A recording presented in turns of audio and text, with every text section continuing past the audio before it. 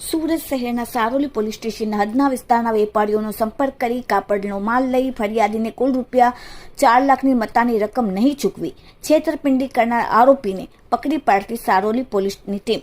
Saroli police સ્ટેશનના હદના વિસ્તારમાં કાપડ વેપારી શૈલેષભાઈ તરાવિયા લસ્કારા કામરેજ ખાતે ગ્રે કાપડનો વેપાર કરે છે.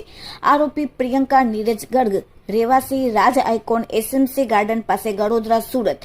આરોપી 2 તેનો પતિ નીરજ ગર્ગ બંને Komal textile Kuberji world textile market Saroli corporator અને પ્રોપરાઇટરને વહીવટ કરતા દલાલ મુકેશ કુમાર ગુપ્તા રાજસ્થાન વાળા સાથે મળીને એકબીજાની મદદથી ગ્રે કાપડના વેપારીનું સામેથી સંપર્ક કરી મીઠી વાતો કરી વિશ્વાસમાં ભરોસામાં લઈને વેપારીને શરૂઆતમાં કાપડના વેપારના રૂપિયા સમયસર ચૂકવીને પછી પૂરેપૂરો ભરોસો લઈને તારીખ 5/4/2023 રોજ અલગ અલગ બિલોથી રૂપિયા 4,21,200નું ગ્રે કાપડ મંગાવી રૂપિયા 21,200 રૂપિયા ચૂકવીને બાકીના પૈસા નહીં ચૂકવતા ફરિયાદીના અલગ અલગ વાયદાઓ કરીને ફોન ઉપાડવાનું પણ બંધ કરી દેતા છેતરપિંડી આચરતા સારોલી પોલીસે તાત્કાલિક આરોપ દલાલ રાજસ્થાન વાળો જેનું નામ છે મુકેશ કુમાર ગુપ્તા તેમજ પતિ પત્ની બંનેને ઝડપીને કાયદેસરની કાર્યવાહી કરી. એટલું જ નહીં પણ આરોપીઓ સુરતના કાપડના વેપારીઓને પોતાની સારી ઓળખ આપી વિશ્વાસમાં લઈ ભરોસામાં લઈ શરૂઆતમાં કાપડના વેપારના રૂપિયા સમયસર ચૂકવીને પછી પૂરેપૂરો વિશ્વાસમાં લઈને કાપડનો માલ ખરીદી બાકી કાપડના વેપારના પૈસા નહીં ચૂકવતા વિશ્વાસઘાત અને છેતરપિંડીની એમો ધરાવે છે.